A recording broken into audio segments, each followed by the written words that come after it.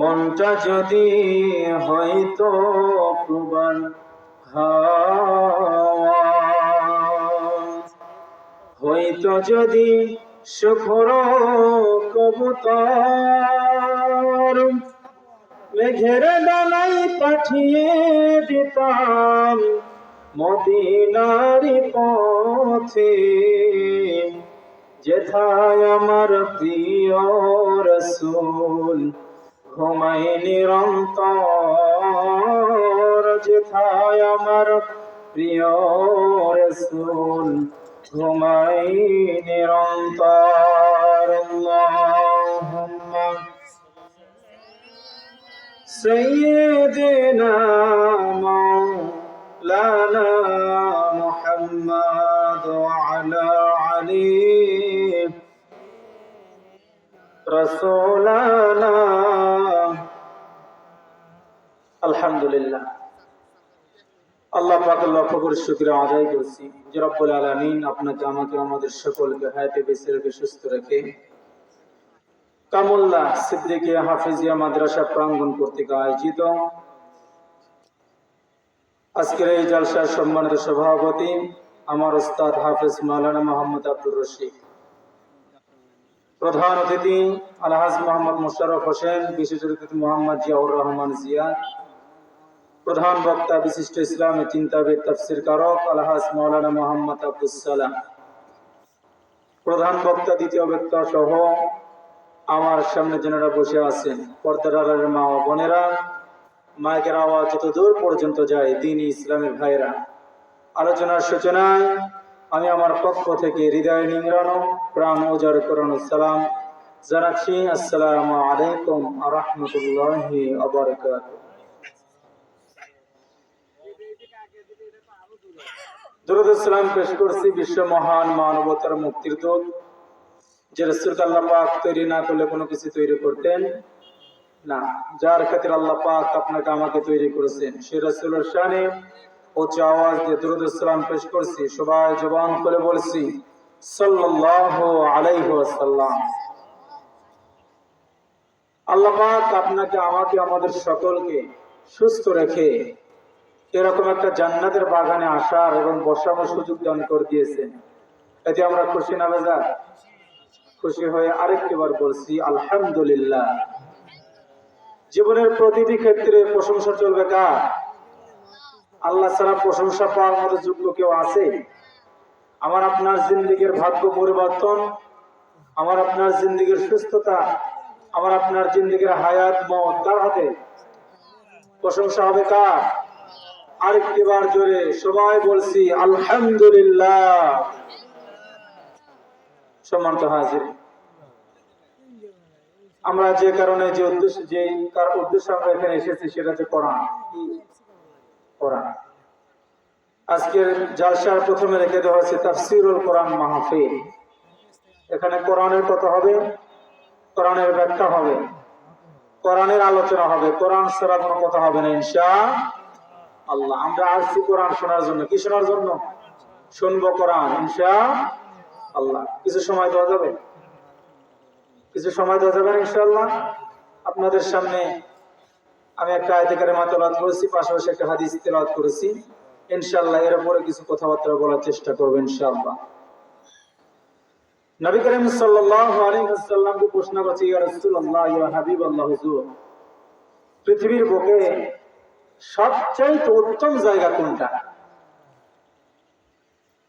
পৃথিবীর বুকে সবচেয়ে উত্তম জায়গা কোনটা? তো নবী করিম সাল্লাল্লাহু আলাইহি ওয়াসাল্লাম বলেছেন, যেখানে কোরআন এবং আমি রাসূল আমার শান মান দেওয়া হয়, ওই জায়গাটা পৃথিবীর সবচেয়ে বড় উত্তম। সুবহানাল্লাহ। তাহলে আমরা যেখানে বসে আছি এখানে কোরআনের কথা হয় কি হয় না? এর চাইতে উত্তম জায়গা পৃথিবীর মধ্যে আছে? কোন জায়গায় থাকার সম্ভাবনা নাই। এজন্য পৃথিবীর বুকে নাচ গান সিনেমা হল বিভিন্ন জায়গা আছে, বিভিন্ন হোস্টেল আছে, সুন্দর সুন্দর জাঁকজমকপূর্ণ আলোয় আলোকিত করা হয়েছে, সুন্দর টাইলস লাগানো হয়েছে, সুন্দর বাতি দিয়ে সুসজ্জিত করা হয়েছে। তারপরে ওই জায়গা উত্তম। উত্তম কোন জায়গা? এই জায়গা যেখানে কোরআন তেলাওয়াত করা হয়। জোরে বলে আলহামদুলিল্লাহ। তেলাওয়াত করব তার নামে যিনি আপনাকে আমাকে শিক্ষা দিয়েছেন, যিনি আপনাকে আমাকে সৃষ্টি করেছেন, যিনি আপনাকে আমাকে তৈরি করেছেন, হায়াত দিয়েছেন, মত দিয়েছেন। তেলাওয়াত করব তার নামে। তার নাম কি? আল্লাহ। তার নাম আল্লাহ।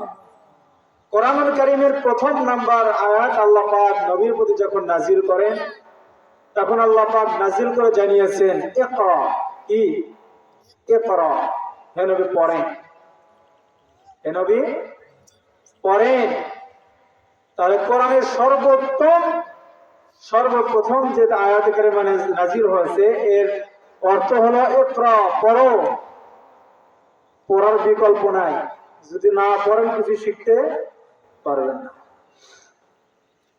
নবী করিম সাল্লাল্লাহু আলাইহি ওয়াসাল্লামকে বলা হয়েছে সর্বোত্তম জায়গা কোনটা? রাসূল কি বলেছেন? যেখানে কোরআন তেলাওয়াত করা হয় ওই জায়গাটা সবচেয়ে বড় উত্তম। সুবহানাল্লাহ। এখন কেন এই জায়গা সবচেয়ে বড় উত্তম হলো এটা জানার প্রয়োজন আছে না? আল্লাহ নবী, বিশ্ব নবী জনাবে মুহাম্মদুর রাসূলুল্লাহ সাল্লাল্লাহু আলাইহি ওয়াসাল্লাম জানিয়েছে পৃথিবীর বুকে যে জায়গায় কোরআন তেলাওয়াত করা হয়, যে জায়গায় হাদিসের কথাবার্তা বলা হয়, যে জায়গায় দ্বীন ইসলামের কথা বলা হয়, আল্লাহর হাবিব জানিয়েছে ওই জায়গায় রহমতের ফেরেশতা আসমান থেকে নাযিল হতে থাকে। জোরে বলে সুবহানাল্লাহ। আল্লাহ নবী বলেন যে জায়গায় কোরআন তেলাওয়াত করা হয়, যেখানে কোরআনের কথাবার্তা বলা হয়, ওই জায়গায় আল্লাহর আসমান থেকে রহমতের ফেরেশতা নাযিল হতে থাকে। আর রাত যত গভীর হতে থাকে, আর এই প্যান্ডেলের মধ্যে যে সকল আল্লাহর বান্দারা বসে বসে কোরআন শুনতে থাকে, রহমতের ফেরেশতাগুলো তাদের জন্য মাগফিরাত কামনা করতে থাকে। সুবহানাল্লাহ। তাদের যারা এখানে বসে বসে কোরআন শুনবে তাদের জন্য মাগফিরাত কামনা করতে থাকে। আমাদের জীবনের গুনাহ খাতা মাফ করার জন্য ফেরেশতারা আল্লাহর কাছে দরখাস্ত দেয়। সুবহানাল্লাহ ওয়া বিহামদিহি। নবী করিম সাল্লাল্লাহু আলাইহি ওয়াসাল্লাম বলেন যখন রাত গভীর হতে থাকে, যখন রাত ভার হতে থাকে, মানুষগুলো বসে বসে যখন কোরআন তেলাওয়াত শুনে তখন আল্লাহ রহমতের ফেরেশতারা আসমান থেকে নাযিল হয় আর আল্লাহর কাছে প্রার্থনা করে, রব্বুল আলামিন আপনার এই সকল বান্দাগুলি রাতের ঘুমকে হারাম করে, সুখকে অপেক্ষা করে, শীতকে অপেক্ষা করে তারা রাতের ঘুম হারাম করে, বিবি বাচ্চা ছেড়ে দিয়া, লাভ তোষক ছেড়ে দিয়া তারা কষ্ট করে শীতের মধ্যে এই মাহফিলের মধ্যে বসে বসে তোমার কালামে পাক শুনে আল্লাহ পাক বলেন, আল্লাহর কাছে ফেরেশতারা আরজি করে, আল্লাহ এই সকল বান্দার জীবনের গুনাহগুলো তুমি মাফ করে দাও। আল্লাহ পাক বলেন, ফেরেশতারা তোমরা কেন তাদের পক্ষে সুপারিশ করো? ওরা কি আমার জান্নাত দেখেছে? আল্লাহ পাকের ফেরেশতারা বলে না, আমার জান্নাত দেখে নাই। আল্লাহ আপনার জান্নাত দেখে নাই বলে আমার জাহান্নাম দেখেছে। আল্লাহ তাও দেখে নাই। আল্লাহ বলে ফেরেশতা আমাকে দেখেছে বলে আল্লাহ তাও দেখে নাই। আল্লাহ পাক বলেন ফেরেশতারা ওরা কি আমার কুল কায়নাত দেখেছে? ফেরেশতারা বলে আল্লাহ দেখে নাই বলে তার কারণে ওরা বসে বসে থাকে কেন? আল্লাহ পাক বলে আল্লাহর ফেরেশতারা বলে আল্লাহ তোমার এই কোরআনের কথা তারা বিশ্বাস করেছে। এক নম্বর ঈমান বিল্লাহ, তোমার প্রতি বিশ্বাস স্থাপন করেছে। তোমার এই কোরআনের প্রতি বিশ্বাস স্থাপন করে তোমাকে না দেখে, না শুনে, না জেনে তোমাকে, তোমার কথা, তোমার কোরআনে কারীমের কথা শুনে বিশ্বাস করে তোমার ভয়ে রাত জেগে জেগে কোরআন শুনে যাতে করে তাদের জীবনের গুনাহ খাতা তুমি মাফ করে দাও। আল্লাহ পাক বলেন ফেরেশতারা তোমরা সাক্ষী থাকো আমি আল্লাহ রাব্বুল আলামিন আমার যে সকল বান্দারা এই রাতের বেলা বসে বসে কোরআন তেলাওয়াত শুনে, আমি আল্লাহ পাক আমার এই সকল বান্দার জীবনের সমস্ত গুনাহ আমি আল্লাহ মাফ করে দিলাম। তাহলে এই মাহফিলের মধ্যে বসার প্রয়োজন আছে কি নাই? আছে। এখানে ফজিলত আছে। এখানে ফজিলত হলো এখানে বসলে আমাদের জীবনে গুনাহ মাফ হয়। আর নাচ গানে যেখানে নাচ হয়, যেখানে বাদ্য বা যন্ত্র বাজে, যেখানে নারী নাম নাচে, ওই জায়গায় গেলে আমাদেরকে সব হয় না গুনাহ হয়? কি হয়? তাহলে আমরা ত্যাগ করবো কোনটা? যেখানে গুনাহ হয় সেটা, যেখানে আমাদের অন্যায় হবে সেটা আমরা ত্যাগ করে দেবো। যেখানে কোরআন নাই সেখানে মুসলমানের কোন সম্পর্ক থাকতে পারে? সুতরাং আমরা থাকবো সেখানে যেখানে কোরআন থাকবে। সুবহানাল্লাহ। আমরা কার পক্ষে? কোরআনের পক্ষে। এই জন্য মাহফিল অনেক হয়, বিশাল বিশাল মাহফিল হয়, কিন্তু মাহফিলে লোকজন নাই। এই যে বিশাল প্যান্ডেল করা হয়েছে, মঞ্চ করা হয়েছে, কিন্তু গ্রামের লোকজন নাই। এজন্য আমরা নিজেরা, আমি প্রায় জায়গায় বলে থাকি যে আমরা নিজেরা যদি একটা সুন্দর করে আমরা কি করলাম, একটা জান্নাতের বাগান তৈরি করলাম, একটা ফুলের বাগান তৈরি করলাম, কিন্তু দেখা গেল দুর্ভাগ্যক্রমে আমরা সেই ফুলের সুবাস নিতে পারলাম না, ওই জান্নাতের মধ্যে প্রবেশ করতে পারলাম না। এটা আমাদের কোনো ফায়দা আছে? আছে মুসলমান? আমি জান্নাত তৈরি করবো, আমি ঢুকতে পারলাম না, আর গুলো এসে মধু আহরণ করে চলে গেল, তাহলে আমার কি ফায়দা? এই জন্য অধিকাংশ গ্রামের মানুষ জান্নাত তৈরি করে ঠিক, কিন্তু জান্নাতের মধু খেতে বাহিরের লোক এসে মধু খেয়ে চলে যায়। কথা ঠিক কিনা? এই জন্য আমরা কোরআনের মাহফিলে বসি, আমরা এদিক ওদিক ঘোরাফেরা না করে দয়া করে আমরা কোরআনের মাহফিলে বসি ইনশাআল্লাহ। এজন্য বাহিরে যা ঘোরাফেরা করছেন আমি সকলকে দৃষ্টি আকর্ষণ করব, আপনারা এদিক ওদিক ঘোরাফেরা না করে মেহেরবানি করে এই কোরআনের মাহফিলে এসে বসে যান, ইনশাআল্লাহ রওনা দিতে হবে। সুবহানাল্লাহ। তো সম্মানিত হাজিরিন, বলছিলাম যে রব্বুল আলামিন একটা আয়াতে কারিমা তেলাওয়াত করেছি, ইয়া আইয়ুহাল্লাযীনা আমানুস্তাঈনু বিস-সাবরি ওয়াস-সালাহ। ইয়া আইয়ুহাল্লাযীনা আমানুস্তাঈনু বিস-সাবরি ওয়াস-সালাহ।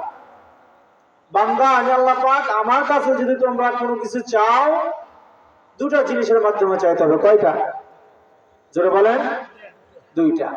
এক নাম্বার হলো আস্তাঈনু বিস-সাবরি ওয়াস-সালাহ, এক নাম্বার ধৈর্য, দুই নম্বরে নামাজ।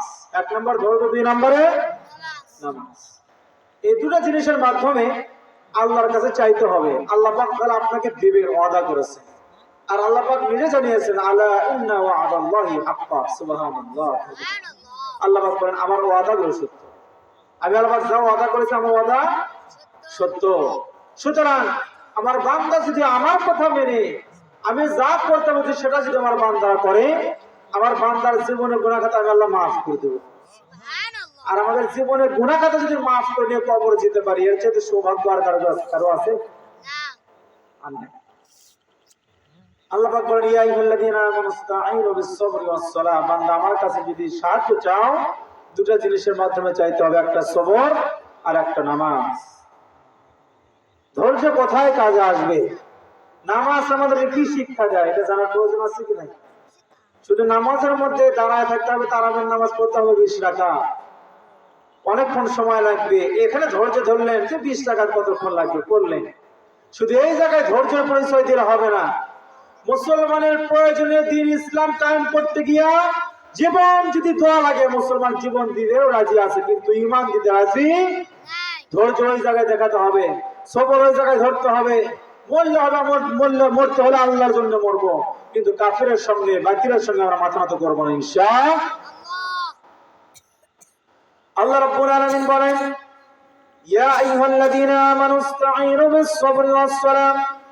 বান্দা, আমার কাছে যদি কোনো কিছু চাও, আমার কাছে কোনো কিছু পেতে চাও, দুটো জিনিসের মাধ্যমে পেতে হবে, একটা হলো নামাজ আর একটা হলো ধৈর্য। আমার সম্মানিত হাজিরিন, ধৈর্য আর নামাজ কাকে বলে? নামাজ আমাদের কি শিক্ষা দেয়, আর ধৈর্য আমাদের কত জায়গায় লাগবে আল্লাহ পাক তার পরবর্তী আয়াতে আল্লাহ পাক জানিয়েছেন। আল্লাহ পাক বলেন, ইয়া আইয়ুহাল্লাযীনা আমানুস্তাঈনু বিস-সাবরি ওয়াস-সালাহ ইন্নাল্লাহা মা'আস-সাবিরিন ولا تقولوا لمن يقتل في سبيل الله أموات بل أحياء ولكن لا تشعرون ولنبلونكم بشيء من الخوف والجوع ونقص من الأموال والأنفس والثمرات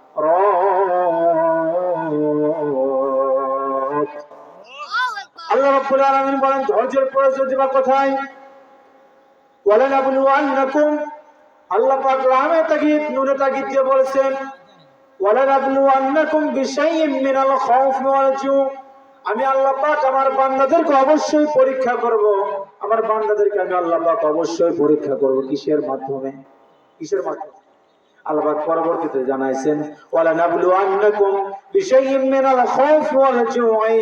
আল্লাহ পাক বলেন, আমার বান্দাদেরকে আমি পরীক্ষা করব এক নাম্বার ভয়ের মাধ্যমে। কিসের মাধ্যমে? ভয়ের মাধ্যমে আমি আল্লাহ পাক বান্দার সামনে ভয় হাজির করব, বিপদ বা মুসিবত চাপাই দেব।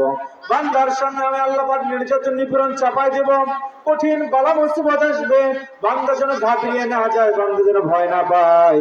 আমি আল্লাহ পাক এক নাম্বার আমার বান্দাকে পরীক্ষা করব ভয়ের মাধ্যমে। কিসের মাধ্যমে? ভয় কত জায়গায় আছে, কোথায় মুসলমান ভয় পাবে আর কোথায় পাবে না, এটা জানার প্রয়োজন আছে কিনা? আছে। আল্লাহ পাক এক নাম্বার বললেন মিনাল খাউফ, এক নাম্বার ভয়ের মাধ্যমে। কিসের মাধ্যমে? মিনাল খাউফ ওয়াল জুউ, দুই নাম্বার হলো ক্ষুধার মাধ্যমে। ওয়ালা কাসিম মিনাল আমওয়াল, তিন নাম্বার তোমার সন্তান দিয়ে নষ্ট করা, বিনষ্ট করা, ক্ষতি করার মাধ্যমে।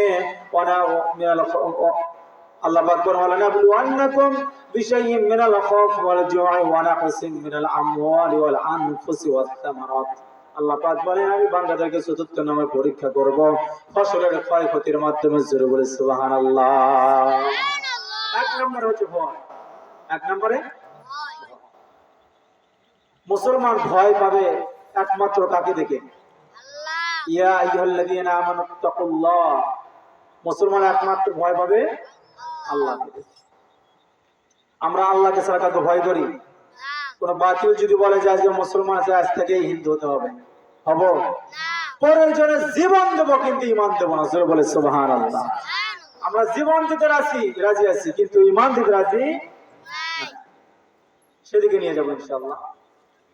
তো রব্বুল আলামিন বলেন এক নম্বর আমার বান্দাদেরকে আমি আল্লাহ পাক পরীক্ষা করব ভয়ের মাধ্যমে।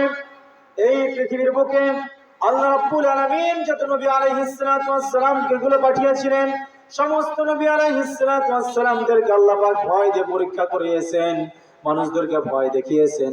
আল্লাহ পাক নবীদের সামনে বালা মুসিবত নির্যাতন নিপীড়ন চাপিয়ে দিয়েছে, কিন্তু কোন নবীকে আল্লাহর পথ ছেড়ে দিয়েছে? কোন নবী কি কখনো আল্লাহকে বলেছে আল্লাহ আমায় এত নির্যাতন দাও, এত নিপীড়ন দাও, এত কষ্ট দাও, তোমার দিনে থাকলাম না, বাদ দিলাম? বাদ দিয়ে কোন নবী যে দিন ইসলাম ছেড়ে দিয়ে ইহুদি খ্রিস্টান হয়ে গেছে, এমন কোন কথা আছে? আছে? মুসলমান তারা জীবন দিয়েছে কিন্তু ইমান বিক্রি করে না। কিন্তু আমাদের সমাজে মুসলমান এমন আমরা মুসলমান হয়েছি যারা সামান্য টাকার বিনিময়ে ইমান বিক্রি করে দিই। কথা ঠিক কিনা? আমরা সামান্য টাকার বিনিময়ে আমাদের ইমান বিক্রি করে দিই। ভোট কাকে দিবেন ভাই? ধানের শীষ। আচ্ছা ঠিক আছে, টাকা 500 দিয়ে গেলাম। সকাল হতে হতে আরেকজন এসে বলছে ভাই ভোট কাকে দিবেন? বলে ভাই যাই টাকা বেশি দিবে তাকে দেবো। টাকা 2000 দিলাম, ভোটটা নৌকায় দিও। সকালবেলা ভোট চলে গেছে নৌকায়, এখন ধানের শীষের অবস্থা কি? ইমান বিক্রি করে নাই, ইমান বিক্রি করে ফেলেছে। আল্লাহ রাব্বুল আলামিন বলেন এক নম্বর আমার বান্দাদেরকে পরীক্ষা করব ভয়ের মাধ্যমে।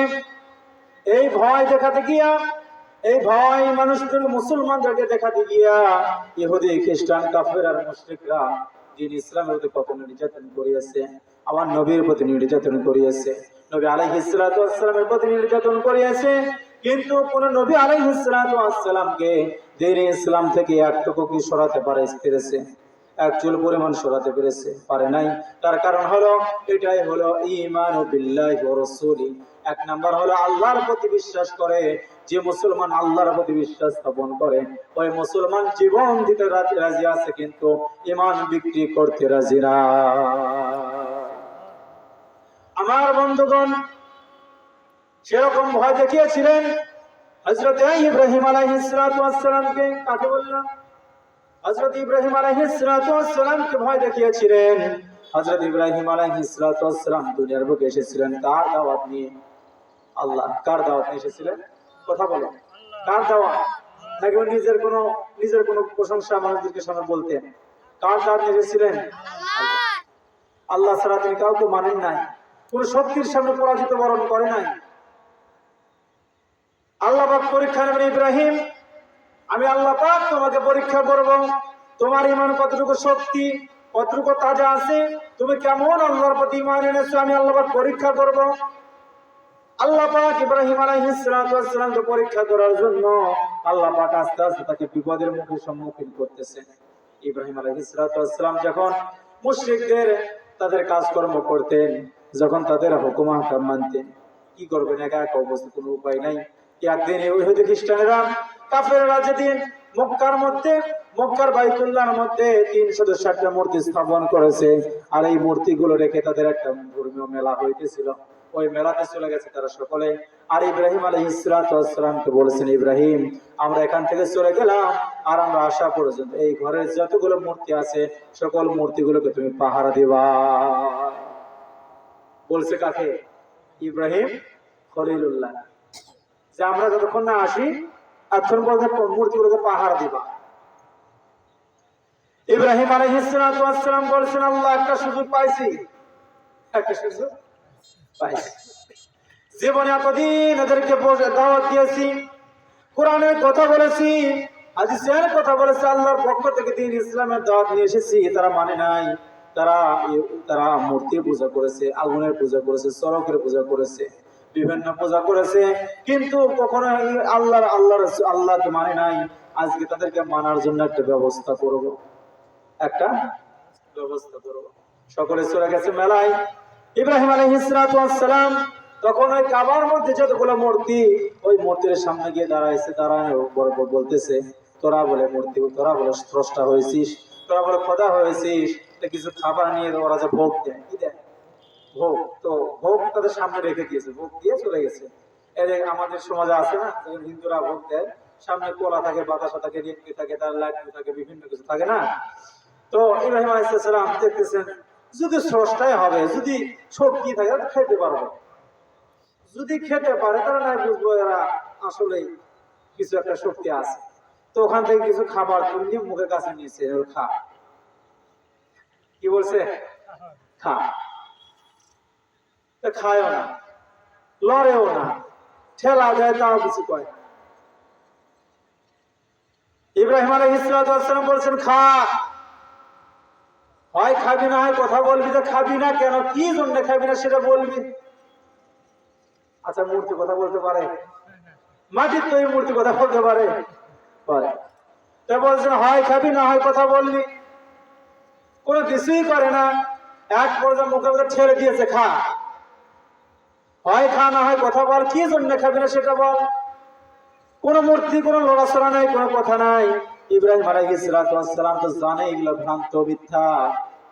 ইব্রাহিম আলাইহিস সালাম তখন রাগ করে, ওখানে একটা কুড়াল ছিল, ওই কুড়ালটা নিয়ে একে ধারছে মূর্তি ভাঙা শুরু করে দিয়েছে। সুবহানাল্লাহ। ইব্রাহিম আলাইহিস সালাম তার হাতের এত প্রচন্ড শক্তি আল্লাহ পাক দিয়েছিলেন, তিনি ওই কুড়ালটা হাতে নিয়ে তিনি একটা একটা করতে মূর্তি ভাঙা শুরু করে দিলেন। 359টা ভেঙে শেষ করে দিয়েছে। লাস্টে একটা আছে, তার নাম হচ্ছে দুর্গা। দুর্গা। তো ওখানে যাওয়ার পরে বলতেছেন, না, একে মারা যাবে না, একে মারলে আমি দোষী হয়ে যাব। সুবহানাল্লাহ। নবীদের মেধা, নবীদের জ্ঞান কে দিয়েছে? ইব্রাহিম আলাইহিস সালাম বলেছেন, একে মারা যাবে না। উনি আস্তে করে কুড়ালটা ওর হাতে, ওর হানার উপর রেখে দিয়েছেন, দিয়ে ওখানে বসে আছেন। বসে তিনি মন ভার করে বসে আছেন। কাফেররা মেলা থেকে যখন ফিরে আসছে, আসার পর তাকায় দেখে কাবার ভেতর যতগুলো মূর্তি ছিল প্রতিটা মূর্তি ভেঙে চুরমার হয়ে পড়ে আছে। জোরে বলে নাউজুবিল্লাহ। তারা বলছে, ইব্রাহিম এই অবস্থা কেমন হলো? কি বলে, আমি জানি না, ওই বড়টারে কর। কারে কর? ওই বড়টা কর। ইব্রাহিম আলাইহিস সালাম, আমি কোনো কিছুই জানি না, ওরা মারামারি নিজেরা লাগে বড়টা শাসন করতে গিয়ে সবগুলোকে মেরে ফেলেছে। কাফেররা বলছে, ইব্রাহিম আমাদেরকে আজারা বুঝ দিয়ে কোনো লাভ নাই, আমরা জানি এরা কোনো কথা বলতে পারে না, নড়তে পারে না, চড়তে পারে না, এরা একা একা মারামারি করবে কেমনে? ইব্রাহিম সত্যি করে কও, এদের ভাঙছে কারা? ইব্রাহিম বলছে, আমি কোনো কিছুই জানি না, যা করছে ওই বড়টা করছে, বড়টারে জিজ্ঞাসা কর, ওই বড়টা উত্তর দিবে। বলে না, উত্তর দিতে পারে না। বলে উত্তর দিতে পারে না কেন? ওর সারাদিন পূজা করো, ওর পায়ে হাত ধরে দেবী দুঃখ করো, ওর কাছে সবকিছু চাও, জীবন চাও, হায়াত চাও, মৌত চাও, সবকিছু ওর কাছে যদি চাও, বিদ্যা চাও, জ্ঞান চাও, যদি সবকিছু চাও ও তোমাকে দিতে পারে। তোমার সঙ্গে কথা বলতে পারবে না কেন? ওনার সঙ্গে কথা বলো। যা করছে বড়টা করছে, আমি ইব্রাহিম কোনো কিছুই জানি না। তখন বড়টা আর কি কথা বলতে পারে? বলতে পারে না। ইব্রাহিম আলাইহিস সালাম চুপ করে বসে আছে আর মনে মনে হাসতেছে, আজকে একটা কাম করছি। সুবহানাল্লাহ বলবেন না? ইব্রাহিম আলাইহিস সালাম আবার তাকে প্রশ্ন করছে, ইব্রাহিম সত্যি করে বলো এটা করছে কে? বলে আগে বড়রা জিজ্ঞাসা করো। বল না, ওরা কোনো কথা বলতে পারে না। ইব্রাহিম আলাইহিস সালাম এবার মুখ খুলে বলছেন, যদি ওরা কথা বলতে না পারে, ওদের যদি কোনো শক্তি না থাকে, ওরা যদি নিজেরা মারামারি করতে না পারে, নিজেদেরকে যদি রক্ষা করতে না পারে, তাহলে যে মূর্তি নিজেকে রক্ষা করতে পারে না, যার বডি যার স্ট্রাকচারকে রক্ষা করতে পারে না, তাহলে তোমাদেরকে রক্ষা করবে কেন? এর পূজা পরিষ্কার আগে বল। যারা নিজেদেরকে রক্ষা করতে পারে না, তোমাদেরকে রক্ষা করবে কেন? আমি ইব্রাহিম এটা বোঝানোর ক্ষেত্রে, বোঝানোর জন্য আমি ওদেরকে ভেঙেছি, নষ্ট করে দিয়েছি। আর তোমাদেরকে বোঝাতে চেয়েছি যে তোমরা যার পূজা করো, যার উপাসনা করো, এরা তোমাদের কোনো উপকারে আসতে পারে না, এরা তোমার কোনো উপকার করতে পারবে না। সুতরাং এই মূর্তি পূজা বাদ দেওয়া লাগবে। এই মূর্তি তোমাদের জীবনের কোনো ফয়সালা, কোনো ফজিলত ডেকে আনতে পারে না। জীবনের কথা ঠিক কিনা? আমার ভাইরা, যখন ইব্রাহিম আলাইহিস সালাম যখন তিনি ওই মূর্তিগুলো ভেঙলেন, ইহুদি খ্রিস্টানরা তারা নড়েচড়ে বসলো, রেগে গেল, খেপে গেল। যার বাবা বলছেন, ইব্রাহিম আমাদের হুকুম ছাড়া আমাদের দেবী দুর্গাকে ভেঙে ফেলেছ, তোমার এই অযৌক্তিক কথা আমরা মানি না। ইব্রাহিম তখন নমরুদের কাছে বিচার করেছে, নমরুদ, ইব্রাহিম আমাদের সমস্ত উপাসনার সমস্ত মূর্তিগুলো ভেঙে চুরমার করে দিয়েছে, একটা বিচার করতে হবে। ইব্রাহিম আলাইহিস সালামকে তখন রাজপ্রাসাদে ডাকা হলো। রাজপ্রাসাদে ডেকে বলছে, ইব্রাহিম কোন কারণে, কোন অপরাধের কারণে আমাদের দেবী দুর্গা করে ভেঙে ফেলেছো?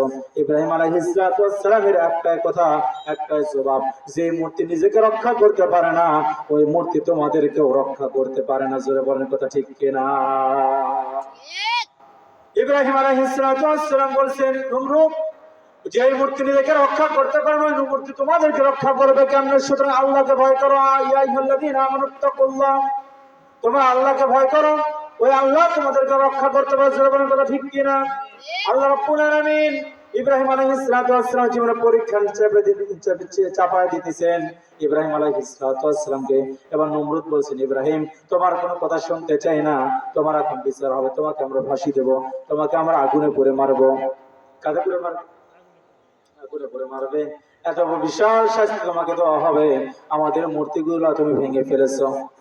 ইব্রাহিম আলাইহিস সালাম বলেন, নমরুদ, ইব্রাহিম নমরুদকে বলছেন, নমরুদ, দ্বীন ইসলামের দাওয়াত দিতে গিয়ে যদি আমার জীবন দিতে হয়, আমার যদি জীবন চলে যায়, আমি ইব্রাহিম দিতে রাজি আছি, কিন্তু ঈমান দিতে রাজি নাই। সুবহানাল্লাহ। হযরত ইব্রাহিম আলাইহিস সালামকে তিনি নমরুদ এবার রায় দিল, বিচার ফয়সালা করলো যে ইব্রাহিম আমাদের এতগুলো মূর্তি ভেঙে ফেলেছে, ইব্রাহিমের শাস্তি হলো এই ইব্রাহিমকে আমরা দুনিয়াতে রাখতে চাই না, এই ইব্রাহিমকে আগুনের মধ্যে নিক্ষেপ করে ইব্রাহিমকে দুনিয়া থেকে বিদায় করতে হবে। জোরে বলেন নাউযুবিল্লাহ। এবার প্রস্তুতি শুরু হয়ে গেল। আল্লাহ পাক বলেছেন, আল খাউফ, এক নম্বর ভয়ের মাধ্যমে পরীক্ষা করব, আমি সেদিকেই নিয়ে যাচ্ছি। এক নম্বর হলো ভয়ের মাধ্যমে পরীক্ষা করবে। এবার ইব্রাহিমের জীবনে ভয় আসছে কি আসে নাই? যখন একটা মানুষকে বলা হবে যে তোমাকে আগুনের মধ্যে পুড়িয়ে মারা হবে, যখন একটা দেশের বিশাল বাদশাহ যখন ফয়সালা দিয়ে দেবে, রাজা যখন বাদশাহ যখন ফয়সালা দিয়ে দেবে যে তোমার ফাঁসি হবে বা তোমাকে আগুনে মেরে ফেলা হবে, তোমাকে হত্যা করা হবে, তখন এই মানুষের মধ্যে ভয় আসে কি আসে না? ইব্রাহিম আলাইহিস সালামের ভয় আসছে কি আসে নাই? কিন্তু তাকওয়া কার উপর আছে? জোরে বলতে হবে, কার উপর আছে? একমাত্র ভয় করে কাকে? আল্লাহকে।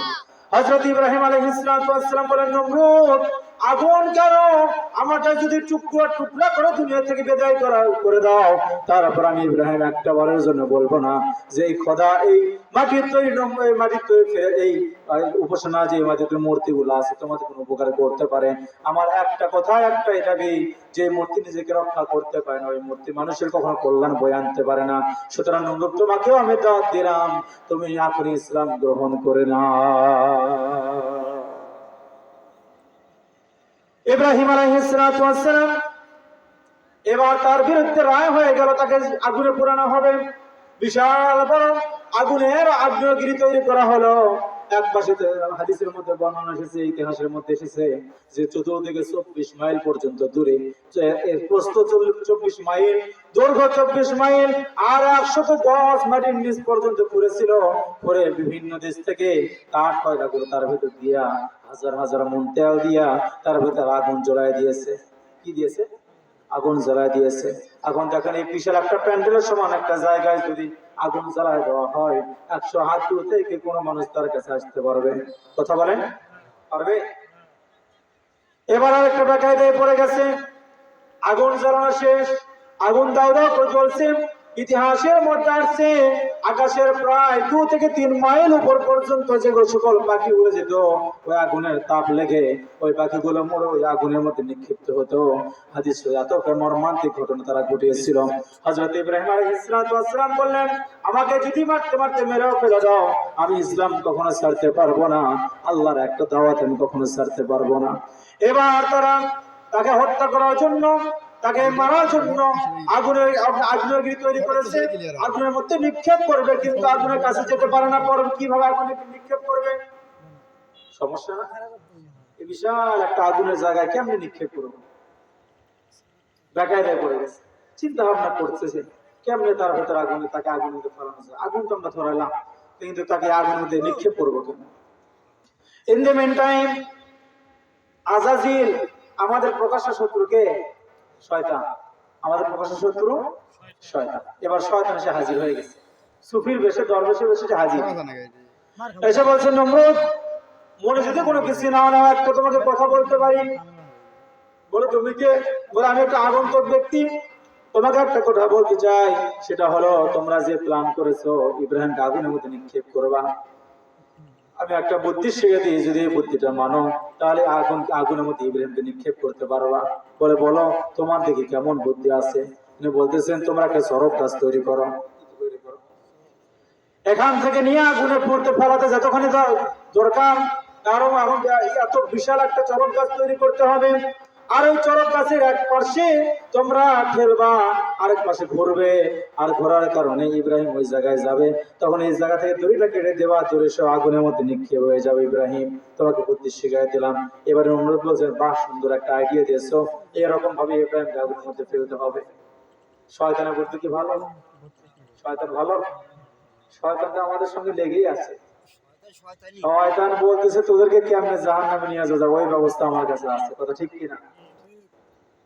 ইব্রাহিম আলাইহিস সালামকে এবার আগুনের মধ্যে ফেলবে, ধরার জন্য তারা চরক গাছ তৈরি করছে। কি গাছ? আমাদের সমাজে এখন আছে কিনা? আছে। কোন সমাজে আছে? হিন্দু। আর আমাদের মুসলমানের কিছু কুলঙ্গ সন্তান আছে, যারা এই চরক পুজো দেখার জন্য ওই জায়গায় যেয়ে দাঁড়ায়। সম্পূর্ণ হারাম। সম্পূর্ণ কি হারাম? কোন সন্তানকে যেতে দিবেন না ওই জায়গায়। যেই জায়গায় যার উপর করে তুলে আমাদের জাতির পিতা ইব্রাহিম আলাইহিস সালাম আগুনে নিক্ষেপ করেছে, ওর দৃষ্টি, ওর থেকে দৃষ্টি দেওয়া মুসলমানের জন্য হারাম। ওরা কেবলমাত্র বিধর্মীরাই করতে পারে, মুসলমানরা করতে পারে না। কথা ঠিক কিনা? এবার তারা চরক গাছ তৈরি করছে। চরক গাছ তৈরি করে একমাত্র ইব্রাহিম আলাইহিস সালামকে বেঁধেছে। বাঁধার পরে তাকে আগুনের মধ্যে নিক্ষেপ করবে। কিন্তু আরেক পাশে চরক গাছে তারা, এক পাশে তারা অনেকগুলো মানুষ ধাক্কা দেয়, কিন্তু চরক গাছ তো ধরে না। কুদরতটা জোরে বলতে হবে তা। এবার তারা এত চেষ্টা করে, কিন্তু চরক গাছ নড়ে না। বারবার চেষ্টা করে না, এক সিমটিও লড়ে না। এক পর্যায়ে গিয়ে তারা হাঁপসে গেল, তারা হতাশ হয়ে গেল। এতবারে যে আমাদেরকে বুদ্ধিটা দিল, ওই লোক গেল কোথায়? এত বিশাল এত খাটনি করাইলো, আমাদের কষ্ট করাইলো, কিন্তু কষ্ট করার পরে দেখতেছি চরক গাছ নড়ে না। ইব্রাহিমকে ফেলাবো কেমনে? ইব্রাহিম আলাইহিস সালাম কার উপর ভরসা করে আছে? জোরে বলতে হবে, কার উপর? ইব্রাহিম আলাইহিস সালাম আল্লাহর উপর ভরসা করে আছে। এবার তারা চরক গাছ নড়াতে পারে না, কেমন করে তাকে আগুনের মধ্যে ফেলবে। এক পর্যায়ে আবার ওই আজাজিল শয়তান তার কাছে আসে। নমরুদ বলছে, নমরুদ, আমার চক্ষু দৃষ্টি দিয়ে আমি দেখতে পেতেছি যে এই জায়গায় আল্লাহর অসংখ্য রহমতের ফেরেশতারা, তোমরা যে পাশ থেকে ধাক্কা দাও, তার অপর পাশে দাঁড়ায় তারা চরক গাছকে আটকে ধরে আছে, যাতে তোমরা আগুনের মধ্যে ইব্রাহিমকে ফেলাতে না পারো। জোরে বলে সুবহানাল্লাহ।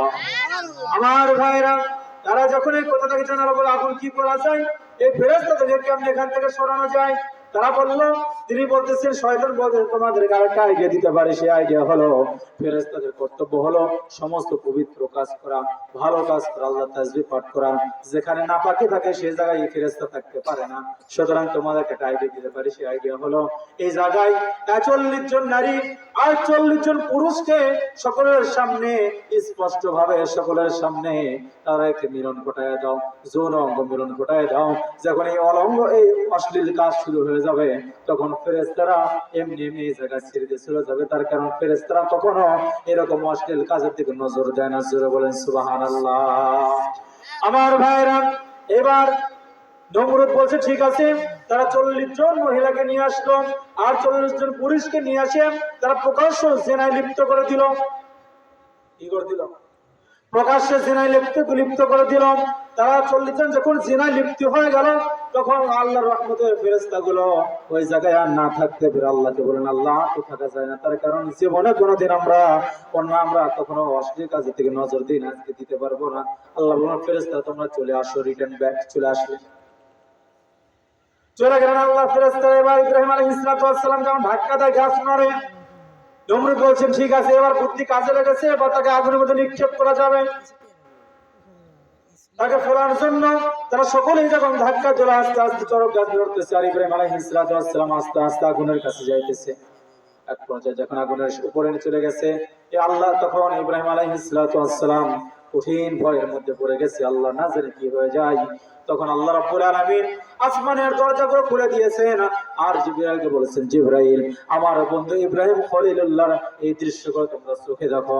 ইব্রাহিম আলাইহিস সালামকে যখন আগুনের মধ্যে নিক্ষেপ করবেন, আল্লাহর রহমতের ফেরেশতাগুলো আসমান থেকে তাকায় তাকায় দেখতেছিল আর দেখে দেখে তারা অজন্মনে কান্না করতেছিল আর আল্লাহকে বলতেছিল, আল্লাহ মেহেরবানি করে তোমার বন্ধু ইব্রাহিমকে বাঁচাও।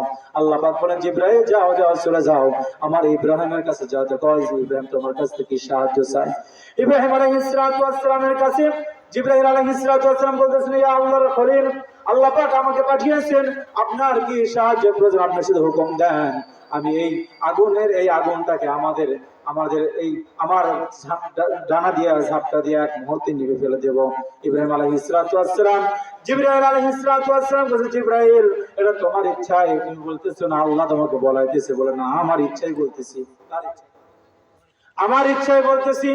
আপনি যদি আমাকে হুকুম করেন, আমি এখনই এই আগুন নিভিয়ে দেব, আমার ডানার ঝাপটা যে আগুনটা আমি নিষ্পেষিত করে দিব। বলে সুবহানাল্লাহ। ইব্রাহিম আলাইহিস সালাম এবার জিবরাইল আলাইহিস সালামকে বলেছেন, জিবরাইল, তুমি আমার সাহায্য করতে এসেছো, কিন্তু আমি এমন একজন আল্লাহর গোলামি করি, এমন এক আল্লাহর ইবাদত করে যে আল্লাহ অন্ধ না, যে আল্লাহ আমি ইব্রাহিম কোন করুণায় কোন অবস্থায় আছি আমার আল্লাহ দেখেন, আমি সে আল্লাহর ইবাদত করি না। বলে সুবহানাল্লাহ। এখন ভরসা কার প্রতি? আল্লাহর প্রতি। জিবরাইলকে বলছেন, জিবরাইল, তোমার কোনো সাহায্য আমার প্রয়োজন নাই, যে আল্লাহর জন্য জীবন দিতে রাজি হয়েছি ওই আল্লাহ যদি আমাকে রক্ষা করে, আমি রক্ষা পাবো না, যদি এখানে পুরো ভস্ম হয়ে যাব। জিবরাইল আলাইহিস সালাম চলে গেলেন। চলে যাওয়ার পর আল্লাহর কাছে বলতেছেন, আল্লাহ তোমার সাহায্য ছাড়া কোনো সাহায্য নেবে না। আচ্ছা বলেন তো, এই আগুনকে আমার আল্লাহ নিভাইতে পারে কি পারে না? জোরে বলতে হবে, আরো জোরে বলতে হবে। আমার আল্লাহ যদি চায় একটা মুহূর্তে আগুন নিভে যাবে। আগুন হুকুম মানে কার? জোরে বলতে হবে, আল্লাহ। আল্লাহ যদি হুকুম করে আগুন নিভে যায়, আমার আগুন কি একটা সেকেন্ডের জন্য জ্বলবে? জ্বলবে না। আল্লাহ রাব্বুল আলামিন বলেন, ফেরেশতা তুমি চলে আসো, আমার ইব্রাহিমকে বাঁচানোর দায়িত্ব আমি আল্লাহ পাক নিজে নিয়েছি, যার কারণে যেহেতু আমার ইব্রাহিম আমার প্রতি ভরসা করেছে, আমার কাছ থেকে আমার ক্ষমতা দেখতে চায়, আমার পক্ষ থেকে আমার করুণা দেখতে চায়, আমার ইব্রাহিমকে কত ভালোবাসি ফেরেশতার মাঝ দেখাতে চাই। সুবহানাল্লাহ ওয়া বিহামদিহি। ইব্রাহিম আলাইহিস সালাম যখন আগুনের নিকটবর্তী চলে গেলেন, আগুন গায়ে লাগতে লাগবে ভাব, এমন অবস্থা হয়ে গেছে। রব্বুল আলামিন আসমান থেকে আয়াতে কারিমা নাযিল করে জানায় দেন, কুলনা ইয়া নারু কুনি বারদাও ওয়া সালামান আলা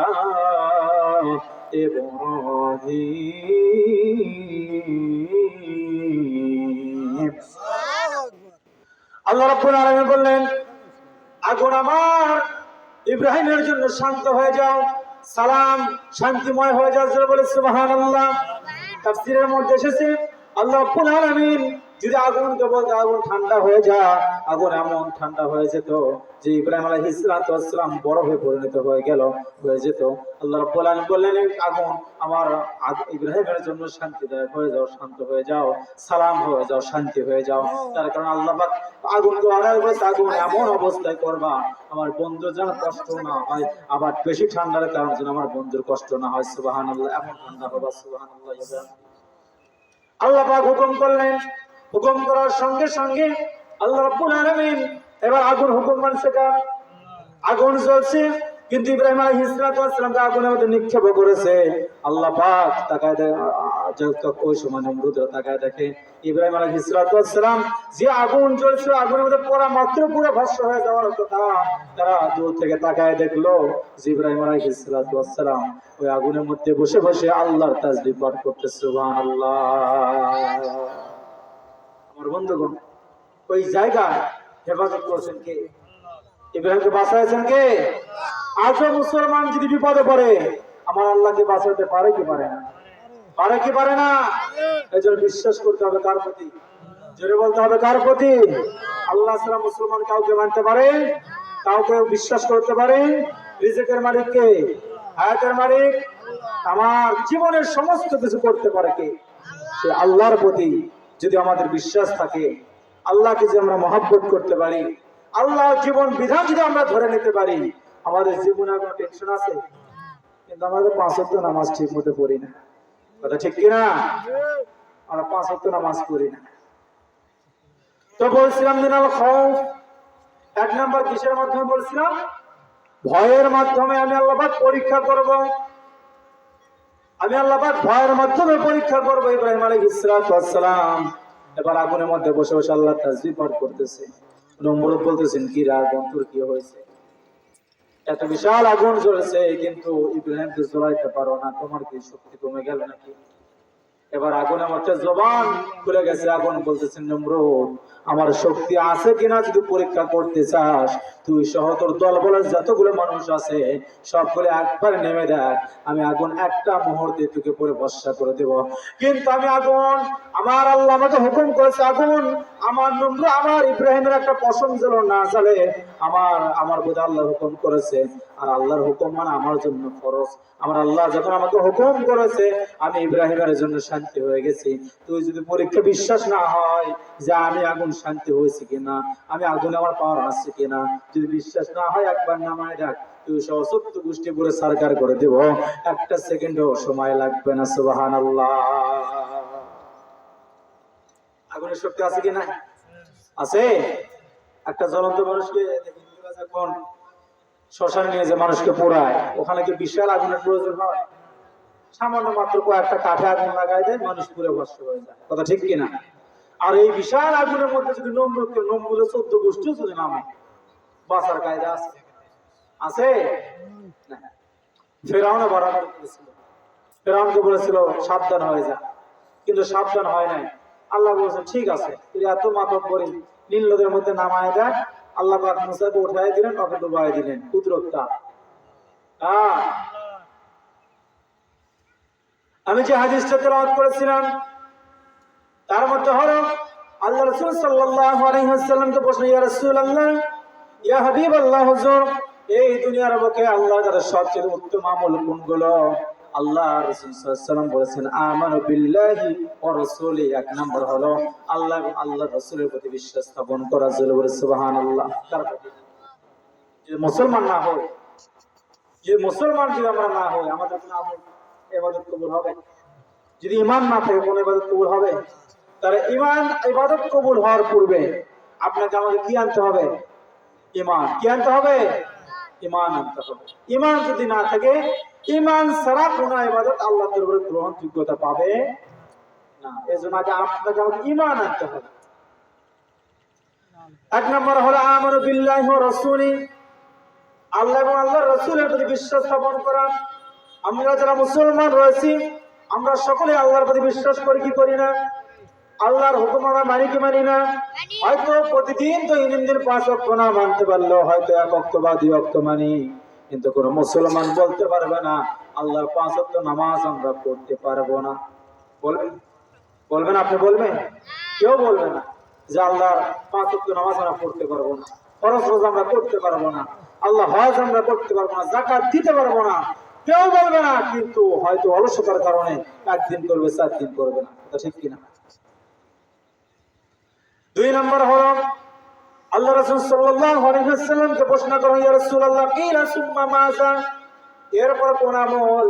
আল্লাহর নবী সাল্লাল্লাহু আলাইহি ওয়াসাল্লাম জবাব দিয়েছেন, আকালা রাসূলুল্লাহ সাল্লাল্লাহু আলাইহি ওয়াসাল্লাম আল জিহাদু ফি সাবিলিল্লাহ, 2 নম্বর হলো আল্লাহর রাস্তায় জিহাদ করা। কার রাস্তায়?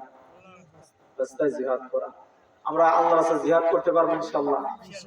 যদি আজ মুসলমানকে যদি জিহাদের ময়দানে নামতে হয়, যদি ইসলামের জন্য ডাক আসে, মুসলমান নামতে রাজি আছে? আছে?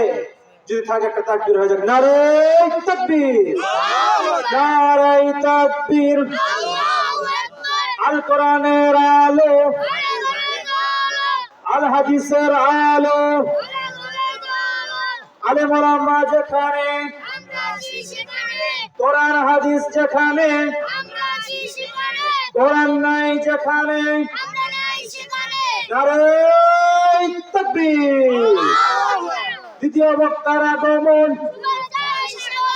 দ্বিতীয় বক্তার আগমন, আলহাজ মাওলানা মোহাম্মদ আব্দুল মান্নান সাহেবের আগমন, নারে তাকবীর। সম্মানিত হাজিরিন, যে কথা বলেছিলাম, আমার ওস্তাদ এসে গেছে, আমার হুজুর এসে গেছে। তো বলছিলাম আল্লাহ রাসূল সাল্লাল্লাহু আলাইহি ওয়াসাল্লাম কে প্রশ্ন করা হয়েছে যে ইয়া রাসূলুল্লাহ, ইয়া হাবিবাল্লাহ, হুজুর আল্লাহর কাছে দ্বিতীয় নাম্বার সর্বোত্তম আমল কোনটি? তো রাসূল করিম সাল্লাল্লাহু আলাইহি ওয়াসাল্লাম বলেছেন, আল জিহাদু ফি সাবিলিল্লাহ।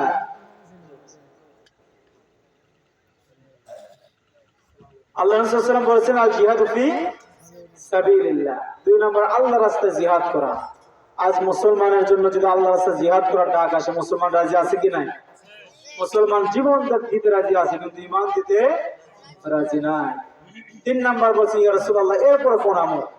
তো রাসূল সাল্লাল্লাহু আলাইহি ওয়াসাল্লাম বলেছেন, আল হজ্জুল মাবরুর, 3 নাম্বার হলো আল্লাহর জন্য হজ করা। সুবহানাল্লাহ। কার জন্য? হজ করা, আল্লাহর জন্য। তো রব্বুল আলামিন কোরআনুল কারীমের মধ্যে বলেন, কোন মানুষ যদি আল্লাহর রাস্তায় জিহাদ করে তারা শাহাদাত বরণ করে, রব্বুল আলামিন তাদেরকে কি বলেছেন শুনেন, ওয়ালা তাকুলু লিমান ইয়াকতালু ফি সাবিলিল্লাহি আমওয়াতুন বাল আহইয়াউ ওয়ালাকিন লা তাশউরুন। রব্বুল আলামিন বলেন, যারা ওয়ালা তাকুলু লিমান ইয়াকতালু ফি সাবিলিল্লাহ, যারা আল্লাহর রাস্তায় জিহাদ করতে গিয়ে যারা মৃত্যুবরণ করে, যারা জীবন দেয় শহীদ হয়ে যায়, তোমরা তাদেরকে কখনো মৃত্যু বলো না। তারা কখনো মৃত্যুবরণ করে না, তাদেরকে মৃত্যু বলো না। বাল আহইয়া, বরং আমি আল্লাহ পাক বললাম তারা জীবিত। জোরে বলে সুবহানাল্লাহ। ওয়ালাকিন লা ইয়াশউরুন, আর তোমরা তা বুঝতে পারো না। আল্লাহর রাস্তায় জিহাদ করে যারা শহীদ হয়ে যায়, তারা কি মৃত্যু? জোরে বলেন, তারা মৃত না জীবিত? জীবিত। আমাদেরকে এই মৃত্যুর পরে আরেকটা জায়গায়, আরেকটা আমাদের জীবন আছে, যেখানে আপনাকে আমাকে উঠতে হবে। ওই জায়গায় আপনাকে আমাকে চিরজীবন থাকতে হবে। এই জন্য মরতেই যদি হয়, ঈমান নিয়ে মরতে হবে। যেরকম কথা, ঠিক কিনা?